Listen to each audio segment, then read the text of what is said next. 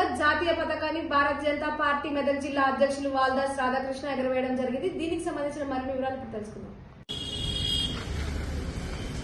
ఈరోజు మెదక్ జిల్లా భారతీయ జనతా పార్టీ కార్యాలయంలో తెలంగాణ ఆవిర్భావ దినోత్సవం సందర్భంగా జాతీయ జెండా ఆవిష్కరించడం జరిగింది. ఈ యొక్క తెలంగాణ ఆవిర్భావ దినోత్సవాన్ని ఘనంగా నిర్వహించుకున్నాము.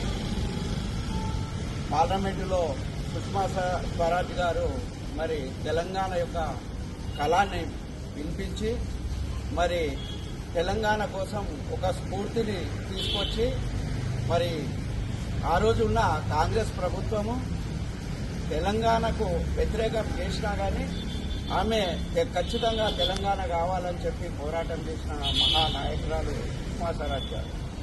వారి త్యాగ ఫలితమే, వారు చేసిన కృషియే పార్లమెంటులో ప్రతి పార్లమెంటు సభ్యులు కూడా ఖచ్చితంగా సుష్మా స్వరాజ్ గారు ఏదైతే చెప్పారో అది వాస్తవము. తెలంగాణకు ప్రత్యేక తెలంగాణ కావాలని చెప్పి పార్లమెంటు సభ్యులందరూ కూడా మద్దతు తెలుపడం వల్ల ఈరోజు మనకు తెలంగాణ రావడం జరిగింది.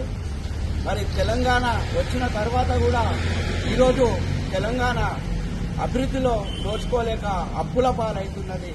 మరి కొన్ని పరిపాలన చేసి కుటుంబాలు పరిపాలన చేసి ప్రతి సంవత్సరాలు బీఆర్ఎస్ పార్టీ మరి తెలంగాణను తెలంగాణ తల్లిని పందిగా చేయడం జరిగింది.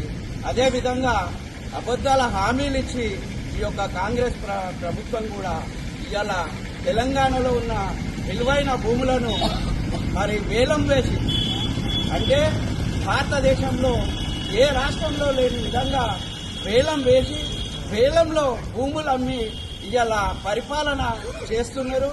మరి వారు పరిపాలన చేస్తూ మరి కమిషన్లు దండుకునే పరిస్థితి తెలంగాణకు ఏర్పడ్డది. ఈరోజు బీజేపీ భారతీయ జనతా పార్టీ మరి తెలంగాణ ప్రజలకు ఒకటే పిలిపిస్తుంది. ఇంతవరకు కూడా తెలంగాణకు మరి నిజమైన స్వతంత్రం రాలేదు. ఒకప్పుడు నిజాంలు ఏ విధంగా తెలంగాణను హింసించారో ఇప్పుడు చేసే నాయకులంతా కూడా అదే పని చేస్తున్నారు. కాబట్టి ఈరోజు తెలంగాణ ప్రజలకంతా కూడా మేము ఒకటే పిలుపునిస్తున్నాం. తెలంగాణకు నిజమైన స్వేచ్ఛ రావాలనంటే తెలంగాణలో భారతీయ జనతా పార్టీ వచ్చినట్టయితే తప్పకుండా అభివృద్ధి చెందుతుందని చెప్పి ఈ యొక్క జిల్లా తరఫున తెలియజేస్తూ ఈ యొక్క తెలంగాణ ప్రజలకు అందరికీ మెదక్ జిల్లా వాసులకు తెలంగాణ ఆవిర్భావ దినోత్సవ శుభాకాంక్షలు తెలియజేసుకుంటున్నారు. జై తెలంగాణ, జై తెలంగాణ, జై తెలంగాణ, జై తెలంగాణ, జై బీజేపీ, జై బీజేపీ.